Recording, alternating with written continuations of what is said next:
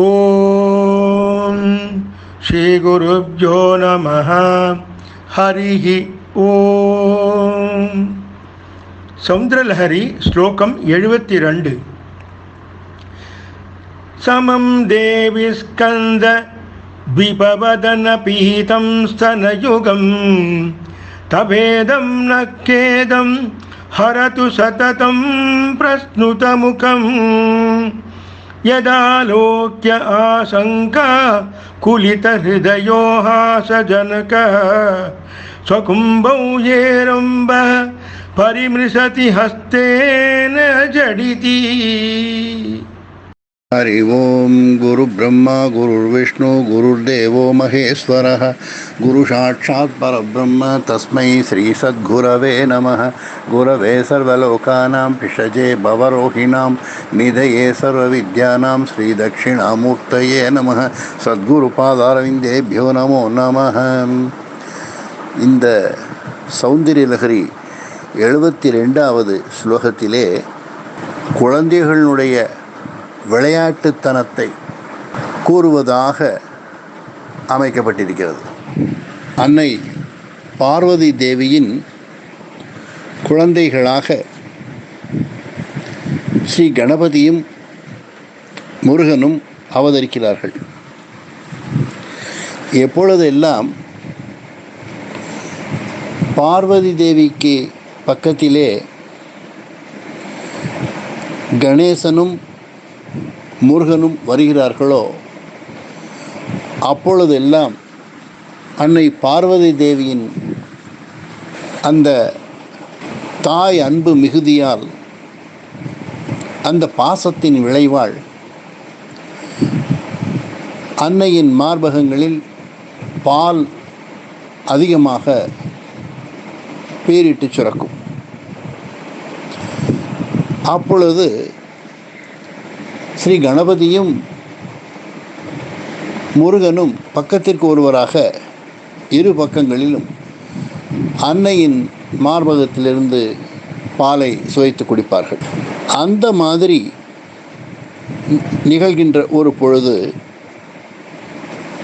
ஒரே காலத்தில் இரு பக்கங்களிலும் பெருகும் பாலை பக்கத்திற்கு ஒருவராக பருகிக் கொண்டிருக்கும் பொழுது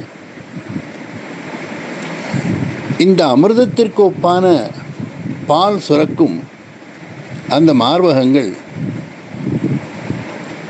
அதை பார்த்த கணபதி தன்னுடைய தலையில் உள்ள கிரீடம்தான் இங்கு வந்து அமர்ந்து விட்டதோ என்று எண்ணிக்கொண்டு தன்னுடைய தலையில் கிரீடம் இருக்கிறதா என்று தொட்டு பார்த்து கொண்டாராம்.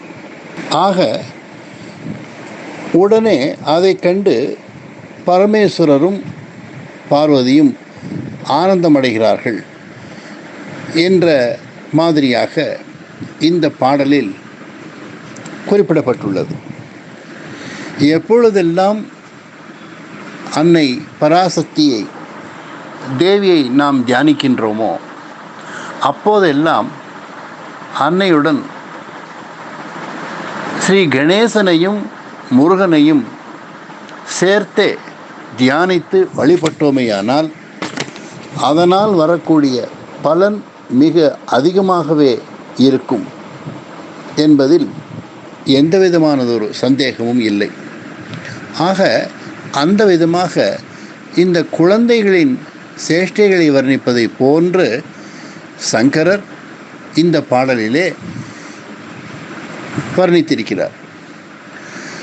அந்த தாயின் மார்பகத்திலிருந்து குழந்தையாகிய கணேசனும் முருகனும் பாலை பருகியிருக்கிறார்கள் என்று சொல்லப்படுகிறது.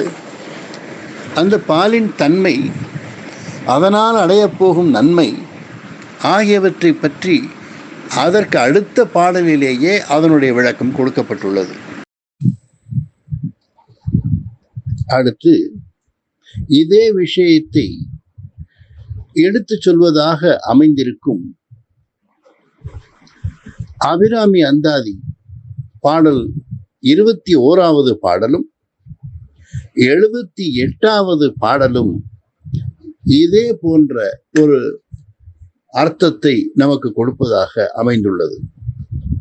மேலும் லலிதா சகசரநாமத்திலும் 77வது நாமாவாக வரக்கூடிய காமேஸ்வர முக அலோக கல்பித ஸ்ரீ கணேஸ்வரா என்ற நாமாவும் 33வது நாமாவாக வரக்கூடிய காமேஸ்வர பிரேமரத்ன மணி பிரதிபனஸ்தனி என்ற நாமாவும் 706வது நாமாவாக வரக்கூடிய குஹாம்பா என்ற நாமாவும் 606வது நாமாவாக வரக்கூடிய குஹ ஜென்மபு என்ற வார்த்தைகளும் நமக்கு பலவிதமான இதே போன்ற அர்த்தங்களை கொடுப்பதாக அமைந்துள்ளது என்பதையும் நாம் கவனிக்க வேண்டும்.